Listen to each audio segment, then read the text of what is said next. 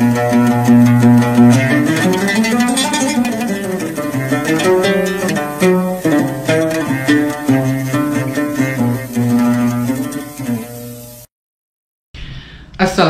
warahmatullahi wabarakatuh. Apa kabar teman-teman? Karena senang rasanya kita berjumpa kembali dalam sesi video saya kali ini. Nah, kali ini saya masih akan mengajak teman-teman untuk cerita-cerita kembali.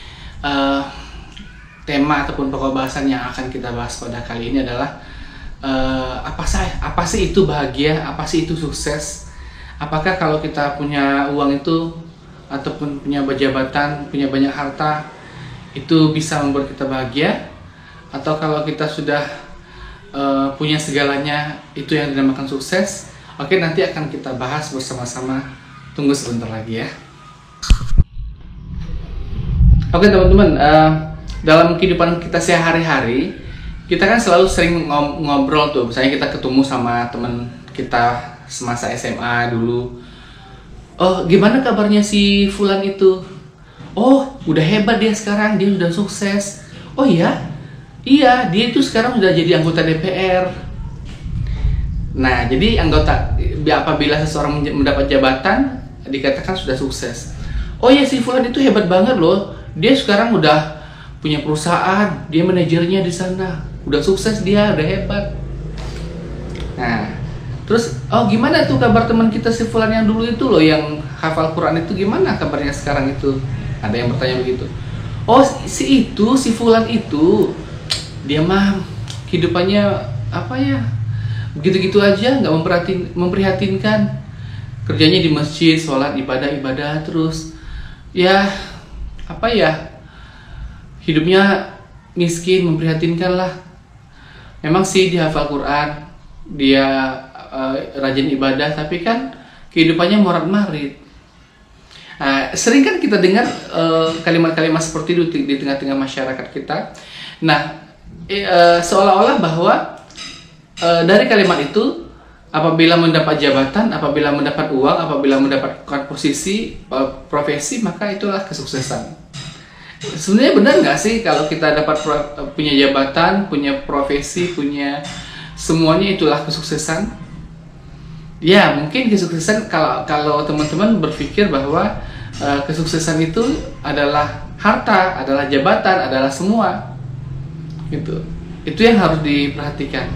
Jadi sekarang kita definisikan dulu arti kesuksesan itu apa, arti bahagia itu apa. Ya. Sekarang ini banyak orang mendefinisikan sukses itu adalah uang. Sukses itu adalah apabila kita bisa mencapai yang kita cita-citakan, bisa mencapai memperoleh banyak harta. Memanglah kalau kita hidup di dalam dunia ini, kita tidak bisa lepas dari harta, dari uang. Ya, kita tidak bisa lepas. Karena kita pun butuh uang. Mau beli beras butuh uang, mau beli baju butuh uang, mau pergi umroh butuh uang. Gitu teman-teman ya. Jadi, tapi uang bukanlah segala-galanya. Sekarang kalau teman-teman punya semua, punya uang, punya jabatan, punya profesi, lalu mau ngapain? Ada orang yang tujuan hidupnya hanya untuk dunia saja. Kalau dia punya uang, apa yang dipikirkan?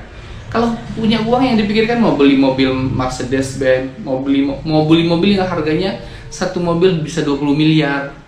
Mau beli rumah yang harganya satu rumah bisa 200 miliar. Sudah punya rumah yang 200 miliar, nanti mau beli lagi cabang di rumah yang lain, mau beli apartemen lagi. Udah gitu nanti mau beli lagi kalau perempuan-perempuan yang suka belanja, yang suka dagang barang-barang bermerek, mau beli lagi tas yang harganya 2 miliar, tas Gucci, tas macam-macam. Jadi hati tidak pernah puas, ingin selalu mendapat pujian, ingin selalu mendapatkan perhatian yang banyak, ingin selalu diagung-agungkan. Lalu kemudian sampai di mana itu semuanya, sampai di mana? Lalu kemudian sampailah tiba pada azal, maut, Allah SWT mencabut nyawanya. Lalu kemudian itu semua ditinggalkan. Apa gunanya? Jadi kalau kita selaku orang beriman, bertakwa, orientasi kita tidak lagi hanya mementingkan kebutuhan-kebutuhan atau kemewahan-kemewahan dunia. Kita Kita boleh saja kaya, boleh punya uang banyak, boleh punya harta banyak, tapi semakin banyak harta kita, semakin banyak uang kita, gunakanlah itu bagaimana caranya agar bisa membahagiakan banyak orang. Agar harta kita yang kita dapatkan di dunia ini bisa juga kita nikmati di akhirat. Jadi kita harus memikirkan bagaimana besok tinggal enak di akhirat, tinggal bermewah-mewah di akhirat. Karena kalau di dunia ini tidak selamanya. Maka sahabat-sahabat terdahulu, orang-orang terdahulu, orang-orang soleh itu adalah orang-orang yang selalu gemar memberi, gemar menolong orang, membantu orang. Nah itu, jadi teman-teman, saya selalu mengajarkan teman-teman untuk kita banyak berselawat, banyak beribadah. Tolong berikanlah waktu kita untuk sebanyak-banyaknya. Waktu kita ini kita gunakan untuk Allah, ya. Dimanapun kita berada kita ingat Allah, kita ingat berzikir, kita ingat bersalawat, kita senantiasa bersalawat. Semoga amal-amal kita ini mendatangkan banyak keberkahan kepada kita, hati kita yang selalu dipenuhi oleh hidayah dan tidak terkunci. Dan mari kita berbanyak amal-amal soleh kita. Nah, kita tidak pernah tahu. Nah, salah satu rahasia salawat yang teman-teman harus tahu adalah bahwa dengan kita bersalawat itu kita diberikan banyak kenikmatan, banyak kemudahan-kemudahan. Termasuk diantaranya kita dihindari dari malapetaka, bencana, dan musibah. Kita sedang di tengah jalan, di pinggir jalan. Manakala mungkin ada peluang di mana kita berpeluang untuk ditabrak mobil, atau terjadi kecelakaan di tengah jalan atau eksiden di tengah jalan. Namun dengan keberkahan selawat yang kita baca, kita dihindarkan oleh Allah Subhanahu wa taala dari kecelakaan maut. Nah, disitulah sebenarnya kebahagiaan itu. Teman-teman bisa bayangkan nggak? Punya harta banyak, punya uang banyak, punya kemewahan, semua punya. Namun kemudian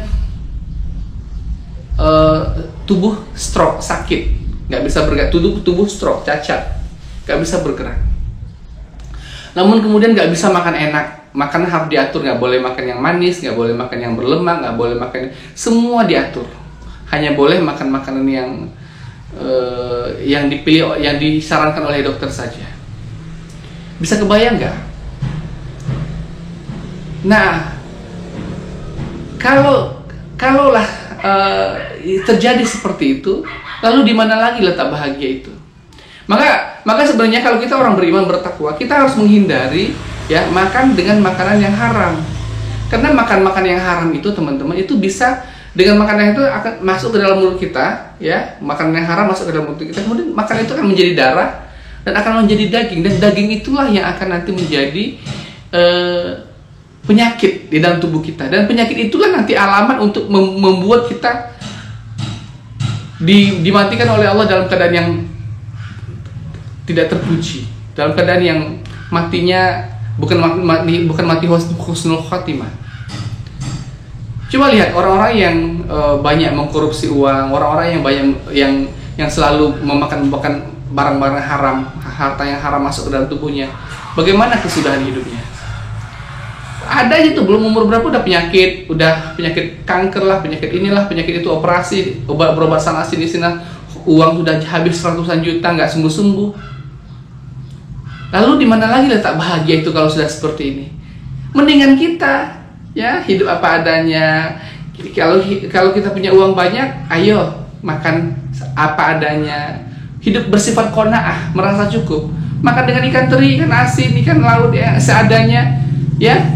Sisanya lebihnya dibagikan ke banyak orang, membantu orang-orang yang sakit. Jadi kalau konsep Islam itu dia tidak mengajarkan untuk banyak menimbun harta, banyak menabung, tidak. Tapi bagaimana dengan kita berbagi, bersedekah, Allah memberikan banyak keberkahan dan kecukupan kepada kita. Jadi itu teman-teman kuncinya, kunci hidup bahagia adalah bertakwa, beriman kepada Allah. Bagi laki-laki, ayo kita sholat berjamaah ke masjid, ya, dalam kondisi normal ya. Kalau dalam kondisi pandemi COVID seperti ini ya, kalau mungkin ada teman-teman yang memang susah ke masjid, ya udah, apa dikata harus sholat di rumah. Tapi kalau sudah kondisi sudah normal, ayo sama-sama kita sholat ke masjid, jaga sholat berjamaah 5 waktu. Kemudian jangan pernah lalaikan selawat, walaupun berapa yang bisa. Kalau bisa dimaksimalkan satu hari semaksimal mungkin, itu lebih bagus. Ya, dan sampaikan dakwah ini, sampaikan sebanyak-banyaknya kepada banyak orang untuk semakin banyak orang yang bertakwa, sehingga dengan itu kita pun mendapatkan amal-amal jariah yang bisa menolong kita di akhirat kelak. Itulah konsep bahagia. Jadi bahagia itu letaknya di sini, di hati. Tenang rasanya, bahagia rasanya melihat orang lain bahagia. Bahagia rasanya bisa mengajak orang dalam kebaikan. Itulah bahagia. Semoga kita tidak tertipu dalam dunia ini. Kita senantiasa diberikan oleh Allah hidayah, petunjuk yang baik. Ihdinas siratal mustaqim. Ya Allah, berikanlah kami petunjuk, jalan yang lurus. Nah, maka kita harus senantiasa ikut jalan yang lurus. Jangan pernah meninggalkan sholat. Jangan pernah mengabaikan amal-amal sekecil apapun itu. Ya, jangan pernah meninggalkan puasa. Jangan menyepelekan puasa. Hadirin, puasa Ramadan itu tidak bisa seenak-enaknya saja kita, hari ini saya kayaknya nggak bisa puasa, malas, kayaknya tadi nggak sahur. Itu nggak alasan, nggak boleh sembarangan meninggalkan puasa kalau tidak ada uzur. Nggak boleh seperti itu. Ya, karena kalau Anda sengaja meninggalkan puasa tanpa uzur, nggak bakal bisa diganti di hari yang lain, nggak bisa. Yang bisa digantikan di hari yang lain adalah apabila kita tidak berpuasa tapi karena uzur. Uzurnya apa? Sakit dalam perjalanan, yang orang tua yang menyusui dan atau hamil, kemudian yang sudah tua jompo. Nah, orang-orang seperti itu boleh mengganti puasanya di lain waktu, ataupun kalau memang tak sanggup seperti orang-orang tua jompo sudah tak sanggup lagi, boleh membayar fidyah. Jadi apakah nanti kalau misalnya ada orang ibu menyusui nih, dia ini meninggalkan puasa, kemudian di lain waktu mau menggantinya, tapi menggantinya dengan fidyah saja? Nggak bisa. Membayar fidyah itu bukannya gampang. Jadi membayar fidyah itu diperbolehkan hanya kepada orang yang memang tidak sanggup lagi berpuasa. Seperti apa? Orang yang misalnya sakit parah, yang mana kalau dia berpuasa dia akan membuat penyakitnya semakin parah. Nah, itu boleh membayar dengan fidyah. Tapi kalau orang yang sehat walafiat bisa mengganti puasa, ya silahkan. Oke, begitu saja dulu teman-teman. Sampai di sini dulu video saya, semoga bermanfaat. Dan sampai jumpa pada video-video saya berikutnya. Saya tutup dengan doa kifaratul majlis. Subhanallah wa bihamdik, subhanakallahumma wa bihamdika, asyhadu an la ilaha illa anta, astaghfiruka wa atubu ilaik. Assalamualaikum warahmatullahi wabarakatuh. A'udzu billahi minasy syaithanir rajim. لو أنزلنا هذا القرآن على جبل لرأيته خاشعا متصدعا من خشية الله وتلك الأمثال نضربها للناس لعلهم يتفكرون هو الله الذي لا إله إلا هو عالم الغيب والشهادة هو الرحمن الرحيم هو الله الذي لا إله إلا هو الملك القدوس السلام المؤمن المهيمن العزيز الجبار المتكبر سبحان الله عما يشركون هو الله الخالق البارئ المصور له الأسماء الحسنى يسبح له ما في السماوات والأرض وهو العزيز الحكيم صدق الله العظيم.